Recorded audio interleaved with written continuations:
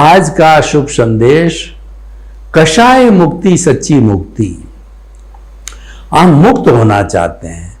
मुक्त क्यों होना चाहते हैं कि पूरे हम जीवन भर सुख और दुख के पलड़े में झूलते रहते हैं। कभी सुख आया तो हम फूल गए, कभी दुख आया तो हम डिप्रेशन में चले गए। यूं करते करते परेशान हो जाते हैं और हम चिंतन करते हैं कि हमको ऐसा शाश्वत सुख मिले कि जिसके बाद दुख आए ही नहीं।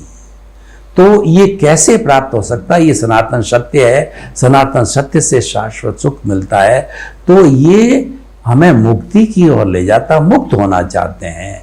तो वास्तव के अंदर सच्ची मुक्ति किसकी है? कषाय मुक्ति ही सच्ची मुक्ति है। यानी हमको सुख दुख के पलड़े के अंदर कौन झुलाता है? पुण्य और पाप।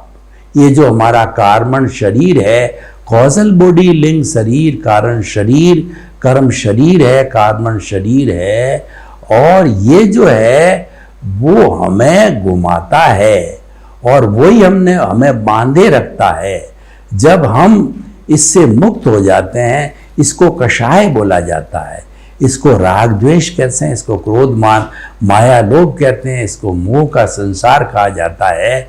तो ये कषाय है। इसको अगर हम समाप्त कर लेते हैं, इसको हटा देते हैं, इस कर्म रज को, इस अशुद्धि को, इस बीमारी को, इसको हम हटा देते हैं, इस अज्ञान को समाप्त कर लेते हैं और हम ज्ञान को प्राप्त कर लेते हैं, तो हमको वास्तव में ऑटोमेटिकली हमें सद्ज्ञान प्राप्त होते ही मुक्ति की ओर प्रयाण हो जाता है और मुक्त हो जाते हैं।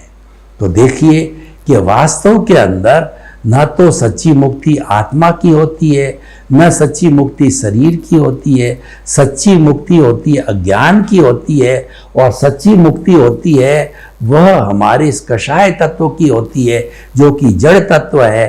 तो कषाय मुक्ति ही सच्ची मुक्ति है। बहुत सही कहा गया है।